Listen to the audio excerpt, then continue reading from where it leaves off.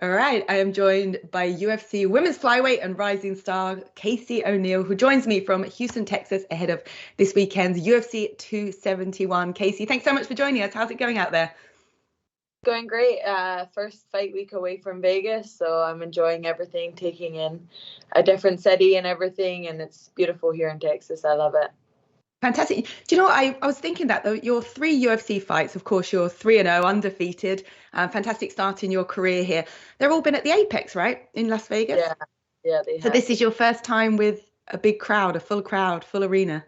Yeah, finally get what you always wish for when you sign with the UFC. You're waiting for that crowd and the feel of a big fight. So I'm finally getting that this time, and almost feels like a debut in a way again. But I'm excited for all that it brings.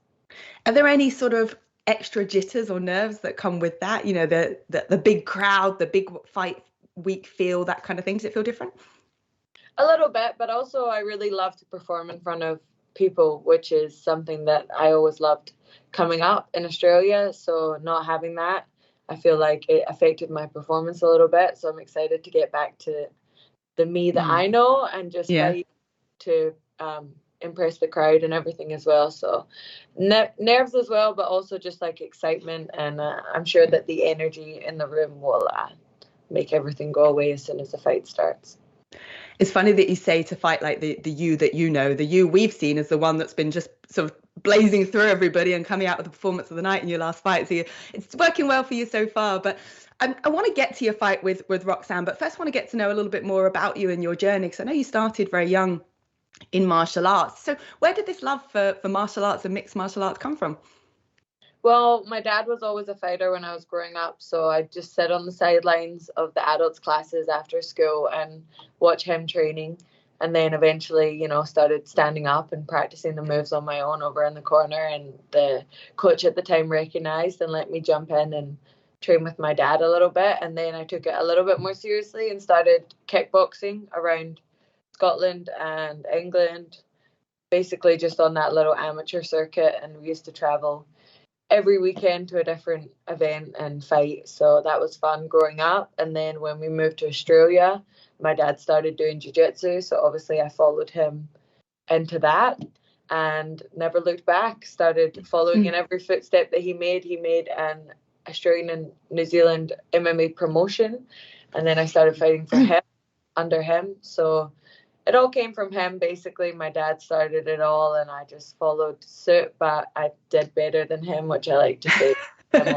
So How does he feel about that? I'm sure he's very proud, but it sounds like you remind him of that.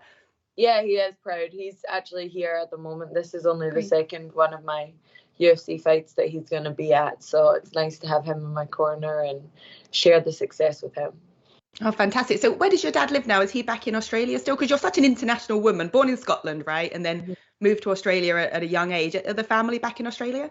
Yeah, my mum and dad are in Australia, but everyone else is in Scotland. I actually have lived in many countries before I moved here. I was in Canada for a while. I've been in Thailand. I was in Abu Dhabi. I'm in Vegas now. So, I just go wherever it takes me and just made it work and made it happen. And within 2 weeks of being in Vegas, I got signed to the UFC. So I've stayed there because it seems to be lucky for me. I was going to say, so you're Extreme Couture now in Las Vegas. Does that feel like you're fighting home now? Do you think that's where you'll be for a while, or do you like to go and explore and experience different fight camps to sort of pick up new skill sets, etc.? It's definitely my home in Las Vegas, but I am a little bit of a gypsy soul, as I said, and I travel when I feel necessary. So I'm not sure if forever, but definitely for a while right now, it'll be my home. Yeah, I saw on your Instagram profile you've got a ton of flags across your bio, sort of representing all the places you've trained. We want to claim you as our own, as a Scot for BT Sport. But talk about that transition to moving out to Thailand as well, because again, at a very young age, and you uproots and headed off to Thailand at Tiger Muay Thai. I've actually trained there a few sessions myself many years ago now. It's quite an incredible place, isn't it? I was still just coming up as a pro. I'd had one professional fight when I saw an ad for the Tiger Muay Thai Trials, which is like a YouTube channel video series that they do where they pick a certain amount of people each year. You go out there and you train for 3 to 4 days, hard, super hard. They film it all. It's and then they choose who they're going to sponsor off of that, and they give you like a visa and they just really help you out for a year. So I went over and did that in 2019. I applied whilst I was still working full time and fighting. That was so hard. I don't miss those days, but I just took it on a whim, went out there and I tried out. I ended up getting offered a contract to stay. So I came home, and within 24 hours, I had booked a one-way flight to Thailand with one bag packed, and I was ready to go and just see what would happen for me. So just bet on myself, and yeah. How would you describe yourself as a fighter nowadays? What would you say? You know, obviously it started with kickboxing, and then you went to BJJ with your dad. But how would you describe your style nowadays?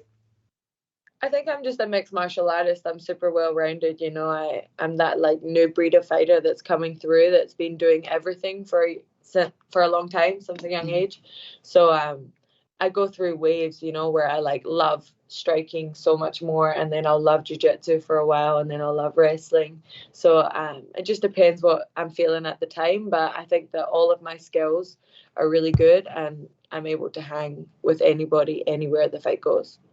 You've certainly proved that. I've heard you speak this week actually about being the sort of new breed of women's MMA fighter. What does that look like? How do you think that has evolved from the you know, Roxanne Modafferi, for example, who you're about to face?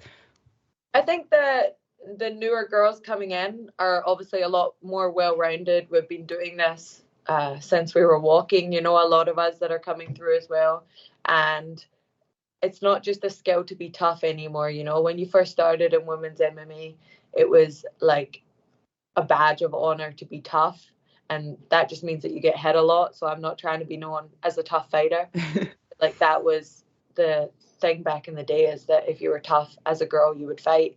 And now it's like exactly like the men. We're so skillful, you know, the fights sell out pay-per-views on their own, they sell out main cards on their own, sell out fight nights on our own. So I'm excited about the evolution of female mixed martial arts, and I'm excited to see where it goes. Who was your role model growing up in the sport, male or female fighter? Who was your role model? I've had a lot, you know. I loved Phil Baroni at the start for some reason, Ken Shamrock, Randy Couture, obviously. And then in the next generation, I sort of loved, you know, Jose Aldo. I've loved Anderson Silva at a time. I loved John Jones at a time. So, yeah, just those one percenters, you know, the elite of the sport that really went out there and just performed for everybody. That's what I'm trying to be. When all is said and done, I want people to look at me in the same light that they look at them in. And then obviously when the females came around, I was obsessed with watching Ronda Rousey, because I was like, I can't believe that a woman is going out there, you know, and being at the headline of a card after Dana was saying we would never get there. So Ronda obviously doing big things, and I loved Joanna Jędrzejczyk as well when she came about. And then obviously Roxanne's one of those girls that started MMA, so I'm super grateful for that. And it's awesome to be able to fight one of those girls, the last vets that are in the sport. Yeah, so let's talk about Roxanne. It's her retirement fight, her 50th fight. So I'm sure there's a lot of tape to watch on Roxy compared to maybe some people that you fought before. Is there an additional, I don't know if pressure is the right word, but feeling that, you know, I could spoil the party here for, I'm sure that's your intention, to spoil the party here for Roxy in her retirement. Do you feel that sense that it's could be both an advantage and a disadvantage fighting someone that's, you know, that's pioneered the way she has, but now this is her last fight and you've got a job to do, but she wants to go out on a high? What's that whole kind of like mind game, if you like, around that? To be honest, I feel like everybody's brought it up. You know, obviously she said she's retiring, so it's a big deal, and I've talked about it all week. But in my head, I try and like stay very honest with myself, never get too high, never get too low. And I don't really care about what she's doing. You know, in my opinion, this fight is all about me and it's my next step. And I'm just going out there to win and finish like I always do and put on an exciting fight. The fact that she's retiring makes me feel like she might have one foot out the door already, but I'm expecting nothing less than the best Roxanne on Saturday night. But I know that the best Roxanne would never beat the best me, and the best me is going in on Saturday night as well. So it is a little bit sad. I'm sorry to spoil the retirement party, but she signed the contract, so she knows what she's getting. And anybody who's seen me fight knows what they're getting. It's not going to be an easy fight for anybody. So wish her well on the rest of her life after the fight, but the fight is going to be all about me. My question to you is, what have you got to do to beat someone like Roxy? What you said, the best version of you, but what does that look like? What have you got to do? just being on my game, you know, and putting my game plan forward and not falling into hers. So wherever I want to take the fight, I will be stronger. I believe that I'm stronger than her everywhere. So I'm just looking to go out there and put on a great show for the fans and get another finish. That's my only goal for Saturday night. Another performance bonus would be nice as well. When you got the performance bonus after the last fight, where were you when you heard the news, and how did you spend the money?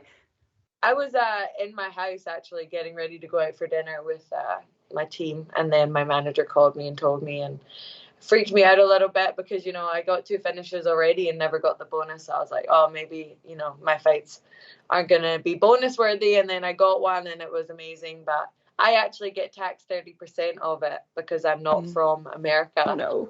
So everyone else gets all the money straight away and I don't. But it was still nice, you know. I ended up moving into a bigger house in Vegas and have my own space now with that money. Yeah. So helped out a lot. I'd love to get another 50,000 bonus because I spent a bunch of money moving into that house, and it would be really nice to, you know, fill up the bank account after that. I bet. Fingers crossed for you. With a win over Roxy, she's number 12 ranked. That's, I think, in the division. Where does that put you? What sort of names are you looking ahead to next? I think there's like Macy Barber's ahead of you, Alexa Grasso, sorry. Are there any of those or any other names sort of in the upper echelon that would be exciting fights for you? Yeah, I think once I beat Roxy, I'll probably just take her spot. So I'll go up to probably number 12. And then I'm hoping to wait it out a little bit and see if they have an overseas card in either Europe or Australia that I would be able to get on. I'm hearing rumors of Australia at the end of the year, so we'll see. But someone around maybe the top 10, we'll see who's on a winning streak by that point. I've actually fought a few people coming off losses in a row now, so I'd like to fight someone coming off a win would be nice, and then, or even a fight night main event in the Apex would also be cool, and I'd be down to fight Macy any day. I already said I would, and that's a nice name for me, or anybody in that top 10, you know, Joanne Calderwood's at the bottom half of that top 10. I'd love to fight her as well, or I don't know who else is there. Jessica I think is in the end of the top 10, someone like that. So yeah. Well, talking about your fellow countrywoman, Jojo Calderwood's obviously Scottish. I believe there's a bit of a rivalry building between the two of you, a little bit of animosity regarding a parking space. So is there a budding rivalry ahead of you there? Scotland versus Scotland. If there's any beef, it's one-sided because I don't care. I don't know her enough to have any problem with her. But yeah, she said some things on the MMA Hour about me, and it is what it is. She's never spoke to me personally, so I'll wait until I see her in person to clear the air on that. But like I said, you know, if there is a rivalry, it's really easy. Just sign a contract to fight me. We fight in the same promotion, in the same division, and if you want to punch me in the face, let's get paid for it. Okay, well, we'll look and see how that plays out. Obviously, you've got your fellow Aussies in Robert Whittaker fighting this weekend against Israel Adesanya. You've got Tai Tuivasa taking on Derek Lewis. Your predictions for both of them? Will you be rooting for them? Yeah, I can't say who I'm rooting for in the main event because really I want both guys to do well. You know, Australia and New Zealand are being represented in the main event. So I just want it to be a great fight like the first one, and, you know, hope that whoever wins puts on a great show. And then with Tai Tuivasa, obviously, I'm rooting for him to win. I just think that he's awesome. He's so funny and he's so unique, and excited to see him do big things in the heavyweight division because I really think that he could, you know, be an icon at the top if he makes it that far. We're excited to see you do big things as well. We want to wish you best of luck this Saturday night. Give us a final prediction. How's it going to go down? I think I'm going to knock her out. So either a knockout or TKO in the first 2 rounds. All right, you heard it here. Thank you so much, Casey. Go well. We will speak to you soon.